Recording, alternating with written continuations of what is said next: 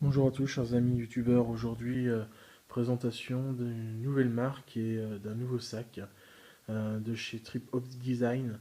Un sac que j'ai reçu récemment. Euh, j'ai longtemps entendu parler de cette marque. Euh, je l'ai découvert sur internet grâce à des forums et des vidéos internet sur YouTube. Et du coup, je me suis aperçu que ça semblait plutôt bien correspondre à mes attentes, à mes besoins en termes d'emport. Et la philosophie de la marque m'intéresse énormément aussi, au niveau du style, euh, de leur gear, de leurs vêtements, euh, et également de leur matériel qu'ils proposent à la vente. Donc aujourd'hui, c'est le Fastpack EDC que je vous présente. Donc là, je vous ai mis le petit drapeau de la marque. Donc le logo se lit comme ça. Donc l'Adventure Flag. C'est juste, voilà, c'est un petit truc de geek pour les fans de la marque. Donc, nous voici sur le sac. Donc, avant, j'avais le Falcon 2 de chez Maxpedition. Euh, Pourquoi j'ai voulu acheter ce sac-là? C'est au niveau de l'emport. On a plus de litrage, à mon goût. J'ai pas les chiffres exacts, hein, je peux pas vous dire. Euh, et surtout une grande poche principale et pas plusieurs comme sur le Falcon. Je vous ferai voir un petit peu la différence après. L'avantage sur celui-ci du coup c'est que vous avez un grand compartiment dans lequel vous pouvez mettre toutes vos affaires d'une seule fois et non pas réparties partout dans le sac. Également une largeur un peu plus importante, ce qui fait qu'on n'a pas cette profondeur alors que le Falcon est vraiment hyper profond. Là on n'a pas ce problème puisqu'on prend sur la largeur et du coup c'est plus agréable à mon goût d'avoir quelque chose qui enveloppe vraiment le dos plutôt que le Maxpedition qui est beaucoup trop profond. Donc voilà, c'est ces petites caractéristiques là qui m'ont amené à aller voir le Trip Hawk Design et donc cet EDC Fastpack. Ici, ça ne fait pas partie du sac, ça c'est moi qui l'ai rajouté.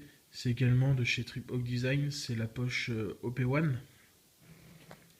C'est une poche EDC Organizer. C'est un peu le même style que chez MaxP, mais du coup là c'est intégré à la marque. Même coloris foliage green. Donc du coup on est sur quelque chose de très sympa. Ça fait un bel ensemble. Donc là vous avez des patchs. Euh, Patch réfléchissant. C'est-à-dire que dès que vous avez vraiment un bel éclairage ou des phares de voiture, ça réfléchit dans les parties grises. C'est un petit plus au niveau sécurité, c'est con, mais voilà. Je vous fais faire le tour du propriétaire.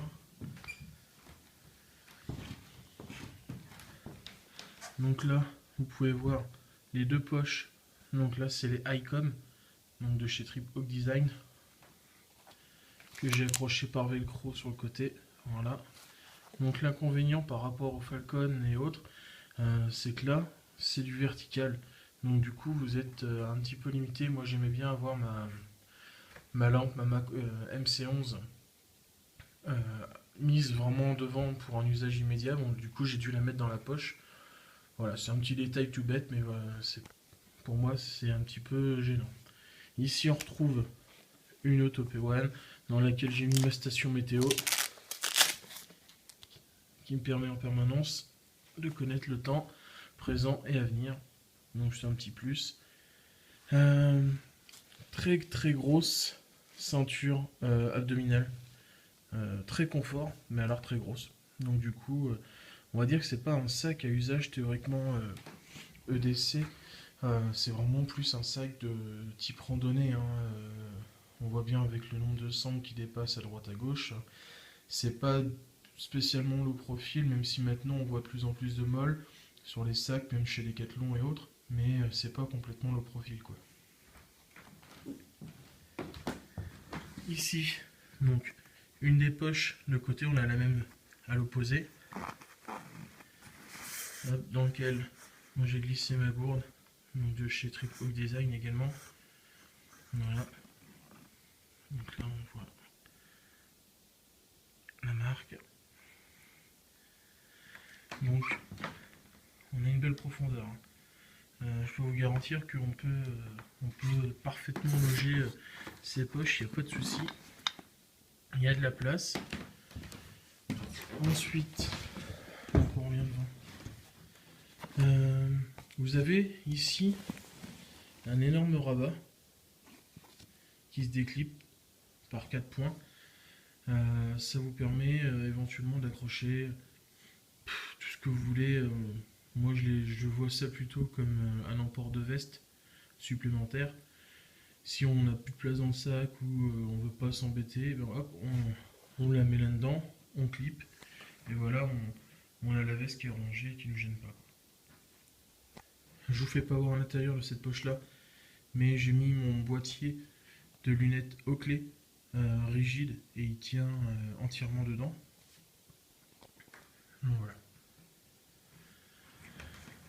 Ouverture par des clips qui sont très durs.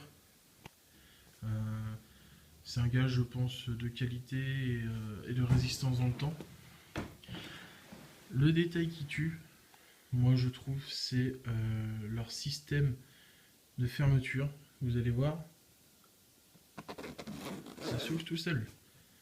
Essayez de faire ça sur du MaxP, ça marche pas. Hein, je connais un petit peu la marque Maxpédition, ça marche pas sur les sacs MaxP. Donc là, on l'ouvre extrêmement facilement. Et voilà. Alors par contre, chose à savoir, l'ouverture ne se fait pas sur l'intégralité du sac. Bon là on est bloqué avec le clip, mais elle se fait qu'à la moitié. Je trouve que c'est un plus. En termes de sécurité, ça évite que le sac éventuellement ne soit amené à s'ouvrir intégralement et qu'on perde toutes nos affaires à l'intérieur. Ça n'empêche pas qu'on peut y accéder facilement. Donc on peut ranger et au contraire ça permet vraiment de tasser, d'organiser le fond du sac avec les choses qu'on utilise le moins souvent. Par exemple une veste ou une chèche, des gants. Et du coup ça permet de remplir vraiment bien le fond du sac et ensuite de mettre au-dessus les choses dont on a besoin plus rapidement. Une poche en filet mèche. Toc. Voilà. Grande poche filet mèche. Donc dans lequel j'ai glissé mon petit notebook expédition, mon Easy Wallet en cas de catastrophe mondiale. Voilà. À l'intérieur du sac, voilà, bon bah après ça c'est les accessoires que j'ai mis moi. Ma trousse Maxpédition, c'est en fait c'est ma trousse pharmacie avec des médicaments. Dans le fond du sac, j'ai mis mon organiseur, donc avec tous mes accessoires électroniques pour recharger l'iPad et autres. Donc la poche, très large, sur lequel il y a des petits accessoires. Vous avez voilà des passants pour l'hydrapack, un petit clip pour accrocher vos clés éventuellement, et vous avez 2 passants pour sangle, voilà, comme ça. Je sais qu'il existe, je sais pas de quelle marque fait ça ou autre, mais des trucs à mettre dans le fond qui font toute la surface du sac et qui se mettent dans ces passants de sangle et qui vous permettent de rajouter des molles, donc du coup des accessoires, d'organiser ça à l'intérieur. Donc c'est un vrai plus. Moi il faudrait que je recherche un petit peu sur internet, voir si on peut en avoir facilement. Mais c'est un accessoire je pense qui serait pas mal. Donc gros support de sac, grosse sangle pour le transport, très bien fait, très costaud, c'est propre, c'est sérieux, un bon grip.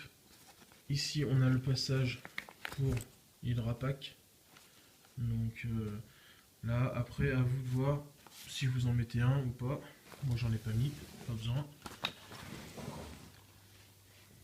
Donc on retrouve une pochette arrière pour l'hydrapack,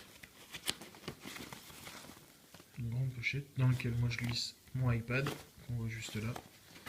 À savoir qu'il y a une plaque en plastique dans le fond du sac qu'on peut retirer qui rigidifie l'ensemble et avec les grosses parties en mousse avec du filet mèche pour la respirabilité du sac, c'est vraiment génial. Chose à savoir également, ce sac est 1000 milliards de fois plus confortable qu'un Falcon 2 ou qu'un Sika. C'est juste incroyable, même chargé, on ne le sent pas. C'est une répartition des masses, un confort avec les coussins qui est juste incroyable. C'est vraiment super confortable.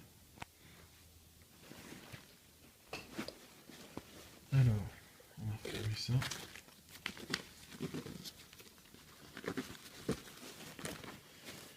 Ici, on retrouve une poche organizer.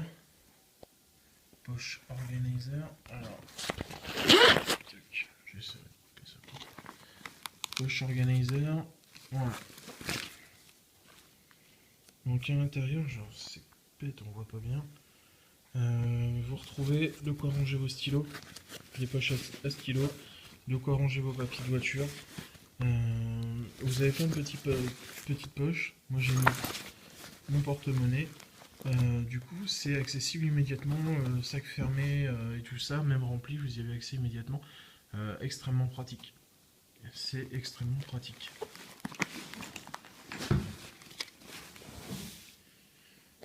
Alors, je vais procéder pour vous faire voir du coup.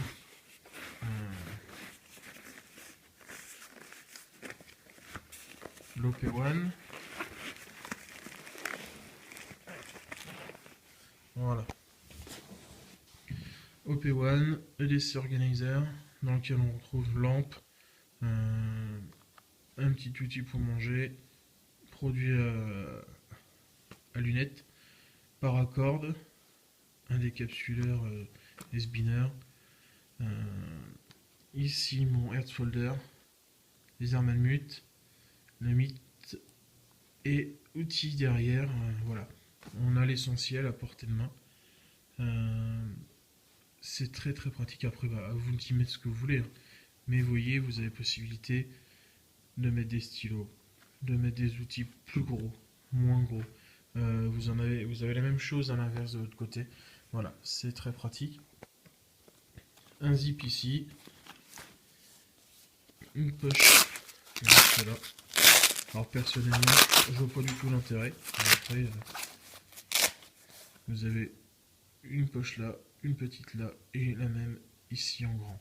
Je vois pas l'intérêt. Bon après, je vois pas ce qu'on peut y mettre, mais... Et une poche scratchée ici aussi, pour éventuellement mettre des papiers, des documents. Enfin voilà, après ça vous voir, hein, vous gérez votre truc. Bon. Je déclipe là. Ici aussi. Et on ouvre le rabat. On retrouve toujours mon stick lumineux là, que j'apprécie au niveau sécurité si on doit marcher sur le bord de la route la nuit ou quoi. Pour signaler, ben c'est vraiment pratique, je leur fais voir. Tac, tac. Voilà, très simple. On peut s'en servir comme bracelet, on l'accroche à un passant molle ou autre, peu importe, on fait ce qu'on veut avec. Donc c'est extrêmement polyvalent et très très pratique. Et la dernière poche juste là. Une grande poche qui fait toute la largeur du sac, dans lequel j'ai mis mon boîtier lunettes et que j'ai rempli réellement avec tout ça. Voilà. Voilà ce qu'on peut mettre dans cette poche, et simple et unique poche, hein, je parle bien. Les gants, Mechanics, la cagoule de chez Ted Gear. Ici, on retrouve un cache-cou, le bonnet de chez Ted Gear et un Shemag de chez Ted Gear. Voilà, tout ça dans cette grosse poche, juste là. Donc il y a l'avantage d'être à l'extérieur, qui ne prend pas de la place sur l'intérieur de la poche, et du coup qui est absolument pas gênante. En plus on a le rabat par-dessus, qui vient, on va dire, maintenir la chose. On peut centrer avec les sangles, et du coup ça bouge pas du tout, quoi. Donc on a vraiment quelque chose qui tient et qui ne bouge pas.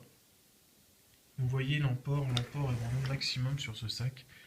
Moi c'est ce que je voulais. Chez MaxP, j'étais trop limité en capacité d'emport. Si je voulais vraiment mettre des choses à l'intérieur de mon sac, j'étais tout de suite très limité.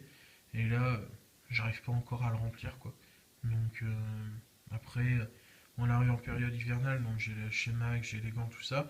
Mais l'été, bah, tout ça, j'en ai pas besoin. Donc il y a énormément de place. Ça convient pas forcément à tout le monde, hein, je veux dire. C'est un sac quand même très volumineux. Je vais vous faire voir avec le Falcon. On a quand même une taille en moins sur la largeur. Par contre, le Falcon, lui, c'est sur la profondeur qui était plus encombrant. Et moi, c'est ce qui me gênait. Aussi, il y a beaucoup moins de façon molle, mais beaucoup trop profond et pas assez large. Donc voilà, c'était la présentation de la nouvelle marque que j'ai découvert, mais qui existe depuis plusieurs années maintenant, Tadgear, avec le DC Fatspack. Je vous remercie et à la prochaine.